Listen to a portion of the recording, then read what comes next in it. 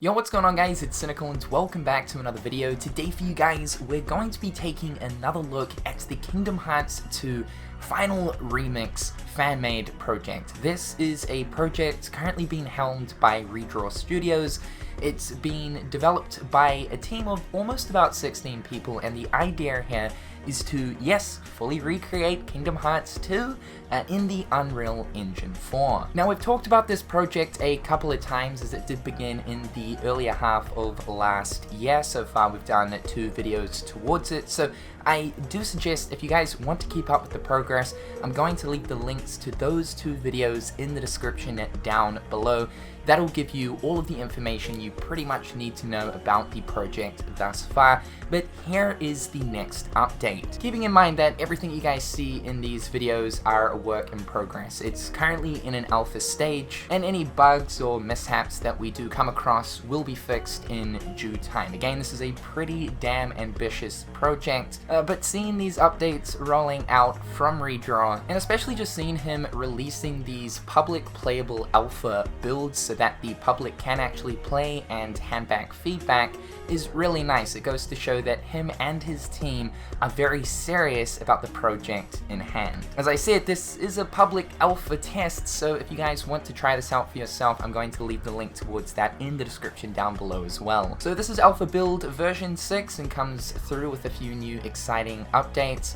Redraw has mentioned that this version right here doesn't really come with too much new content per se, but more so this version focused primarily on the visual and performance side of the game. There is, again, some new stuff here, but he has mentioned that version 7 will include a lot more new content. So let's talk about that. So in asking Redraw exactly what new updates were included in this version, the first thing that he mentioned was heavily modified movement of all characters. So one thing that I did mention in the very first alpha test was this is the closest we've ever come to having the movement feeling authentic in a fan-made Kingdom Hearts project. Again, we've had a lot of different fan-made Kingdom Hearts projects over the years, but this would have to be the closest we've had to an authentic feeling experience. Now, it was sort of apparent that the character movement felt a little bit slidey, a little bit like we're kind of walking on ice here, but the movement here has certainly been refined. Again, to a point where it is almost feeling one-to-one of actually playing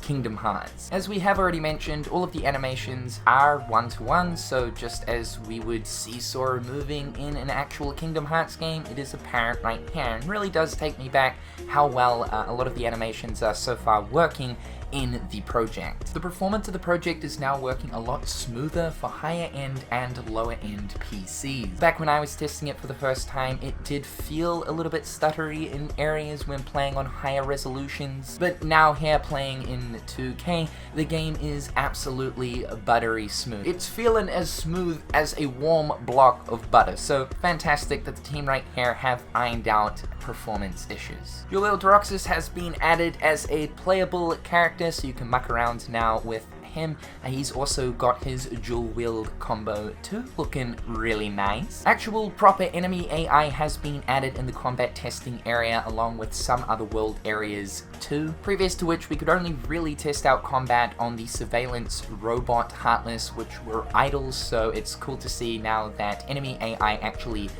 tracks the player. There's no damage values in regards to the enemies being able to attack Sora, but this is a big improvement. We can, of course, damage them. They do have their own health values, and even XP values have been added to the game along with levels too, so you can gain XP and you can level up currently within the alpha. The command menu has been added into this version. Fantastic to see, as of course this is a Kingdom Hearts game, it's going to need a command menu. It also changes color from blue to orange when you are in a combat scenario. The command menu as of right now isn't fully operational. You can scroll through it, but the only thing that you can utilize within the command menu is just simply attack. Sora's Glide has also been added, which is fantastic. Works exactly the same way as it would in any other traditional Kingdom Hearts game. Jump and simply hold down square. Now, I'm unsure if this was in the previous version, but I know for a fact that I didn't end up showing it off. This is the main menu, looking just as it would in Kingdom Hearts Just like the command menu, it's not fully operational, but cool to see that it's actually working. Now, we showed off a bunch of magics in the previous version, like Reflect, Magnet, Fire.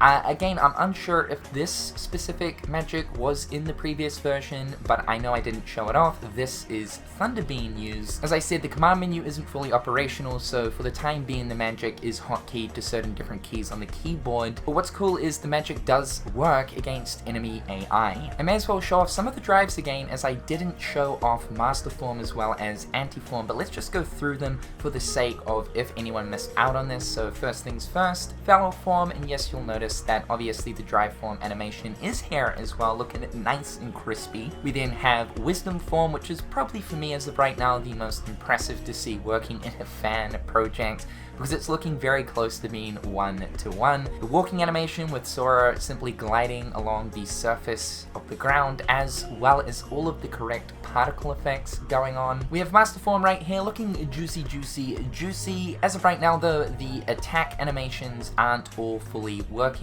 only one I believe, but still very nice to see this here. We then have Limit Form, though as of right now, none of the combos or attacks are operational. We then have Anti-Form, but just like Limit Form, there are currently no attack animations whatsoever, though it's fantastic to see that Sora's famous running on all fours whilst in Anti-Form animation is here, looking very cool. The only drive form that you cannot transform into just as of right now is Final Form, but again, something to be expected in the future. We also have a few new areas added into this version as well, starting off with the Cavern of Remembrance. Let's look at the Transport to Remembrance, the hallway before the Garden of Assemblage. It's looking very crispy with the waterfalls on the side. Everything is in the correct place it should be, capturing that ominous Castle Oblivion aesthetic. You'll also notice that the enemy spawn placements are in the correct places throughout this area, which is nice to see. As I was saying before, there are actually some enemy spawns in some of the areas that you can go to, like Twilight Town as well, just showing you guys this, although we have already seen the Tram Common in a previous update video for the project.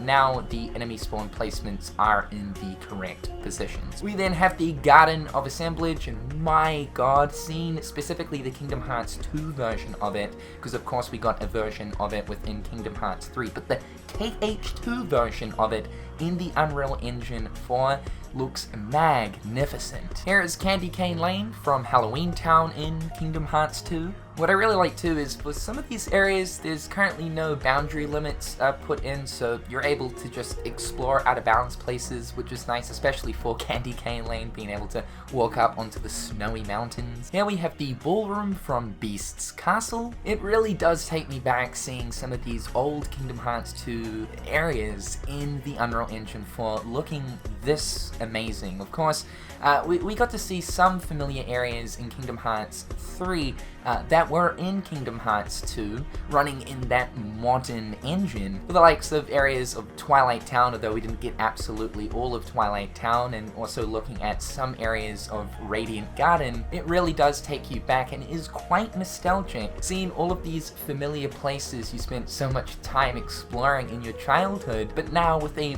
modern coat of paint. This is, of course, the side that I am so excited for in regards to this project. And finally, we now have the Memories skyscraper from the world that never was, though of course there is still a lot that needs to be added to this area. We can at least appreciate the skyscraper in itself, especially with all of the rain effects going on, with the sort of wetness on the concrete. My god, it's looking gorgeous. And one other smaller thing that has been added into the character section of the testing room is the Prison Keeper boss, as well as the Thresholder boss. They are of course untextured and have minimal animations, but cool to see them in here. So that right there, guys, is the next big update for the Kingdom Hearts 2 Final Remix project. Whenever a new version of this project is released, I will be sure to keep you guys in the loop as to what has been added and the progress that is being made, especially because too, I am in contact with Redraw as well.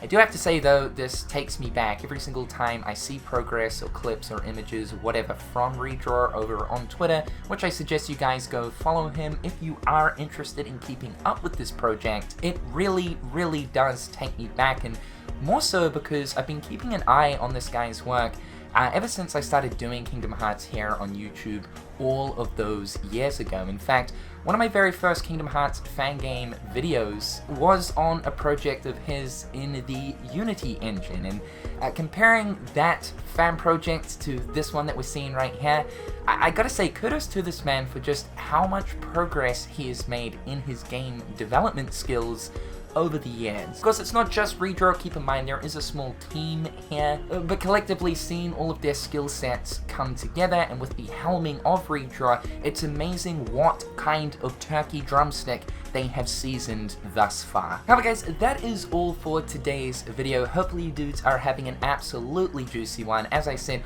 all appropriate links will be in the description down below. However guys, I'm Cynical, and I'll catch you dudes in the next one. Peace.